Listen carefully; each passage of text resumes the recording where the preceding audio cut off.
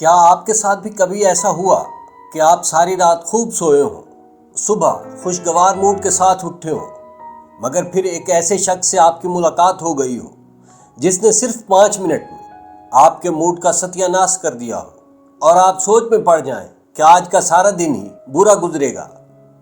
ہماری زندگی میں کچھ ایسے لوگ بھی شامل ہوتے ہیں جن کے موڈ کا کچھ پتہ نہیں چلتا کہ وہ کب خوشگوار موڈ میں ہوں اور پھر اچانک ان کا پارا ہائی ہو جائے اور وہ پھٹ پڑے۔ ناظرین کرام، میں یہ ویڈیو کسی کی دل آزاری یا کسی کا مذاق اڑانے کے لیے نہیں بنا رہا، بلکہ یہ اپنے جیسے ان دوستوں کے لیے ہے جن کا ہر روز کم سے کم ایک بار ایسی انسٹیبل پرسنالٹی سے واسطہ پڑتا رہتا ہے۔ اس ویڈیو میں آپ کو بتایا جائے گا کہ ایسے لوگوں کی نشانیاں کیا ہیں اور ان سے اپنے ذہنی سکون کو محفوظ کیسے رکھا جا سکتا ہے۔ آج ہم ہیومن سائیکالوجی کے اس مخصوص پہلو پر بات کریں گے جہاں ہم مینٹلی اور ایموشنلی انسٹیبل پرسنالٹیز کے 7 سائنس کو ڈی کوڈ کریں گے۔ ویڈیو کے آخر میں آپ کو اپنا آزمودہ طریقہ بھی بتاؤں گا کہ جس سے آپ ایسے لوگوں کے درمیان رہ کر بھی اپنے مینٹل پیس کو محفوظ رکھ سکتے ہیں۔ بس آپ سے گزارش ہے کہ ویڈیو کا ہر لمحہ دھیان سے سنیے گا، کیونکہ ہو سکتا ہے کہ یہ سائنس آپ کے کسی قریبی رشتہ دار، دوست یا آپ کے آس پاس کے کسی شخص میں ہو، یا شاید خود آپ کے اندر۔ Sign number 1، taking everything personally, یعنی ہر بات کو دل پر لینا۔ ایموشنلی طور پر کمزور لوگوں کی پہلی بڑی پہچان یہ ہے کہ وہ ہر عام بات کو اپنے خلاف ایک سازش سمجھتے ہیں۔ اگر آپ گروپ میں کوئی جرنل بات بھی کریں گے تو وہ سمجھیں گے کہ یہ ان پر طنز کیا گیا ہے۔ وہ ہر جملے اور ہر اشارے، یہاں تک کہ کسی کی خاموشی کا بھی غلط مطلب نکالتے ہیں۔ ایسے لوگوں کے ساتھ گفتگو کرتے ہوئے آپ کو ہر وقت ڈر لگا رہتا ہے کہ کہیں یہ ناراض نہ ہو جائے۔ سائن نمبر 2، دی بلیم گیم۔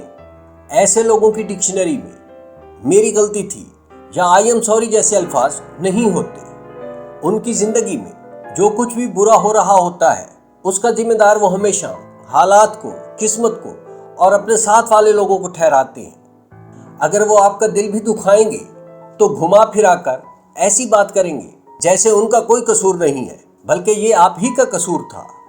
اسے سائیکالوجی میں گیس لائٹنگ کہتے ہیں، جہاں سامنے والا آپ ہی کو مجرم بنا دیتا ہے۔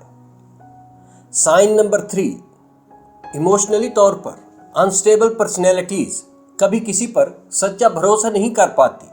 وہ ہر اچھے رویے کے پیچھے کوئی نہ کوئی غلط مقصد تلاش کر ہی لیتے ہیں۔ اگر آپ ان کی ہیلپ بھی کریں گے تو وہ سوچیں گے کہ آپ کا اس میں کیا فائدہ ہے۔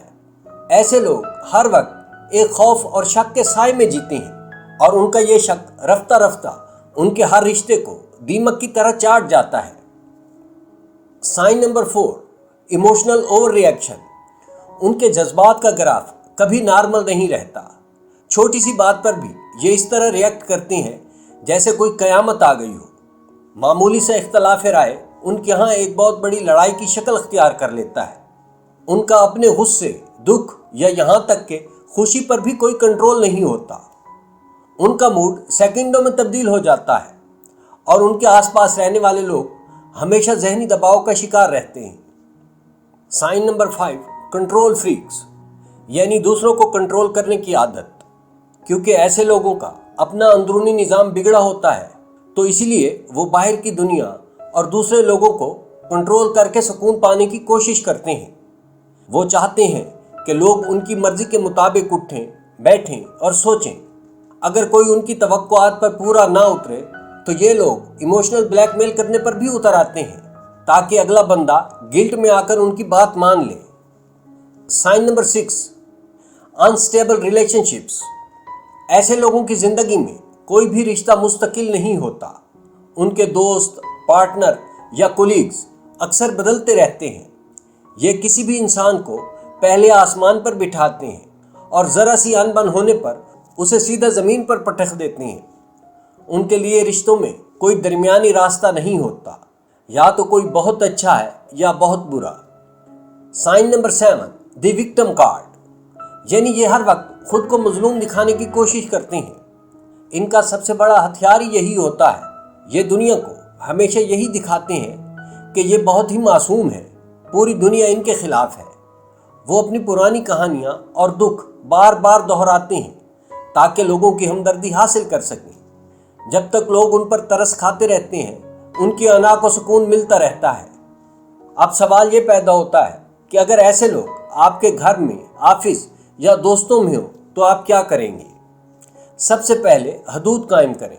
उनके जज्बाती ड्रामों का हिस्सा बनने से इनकार करें। उनकी बातों को ज़ाती तौर पर लेना बंद कर दें।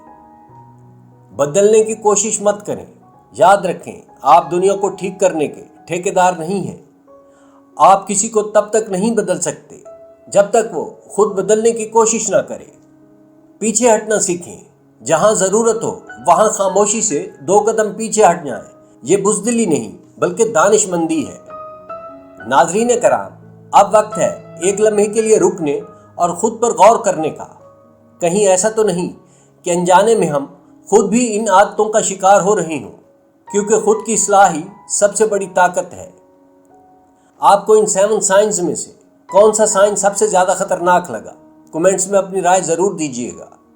अगर वीडियो पसंद आए तो वीडियो को लाइक और चैनल को सब्सक्राइब ज़रूर कीजिएगा। वीडियो देखने का शुक्रिया।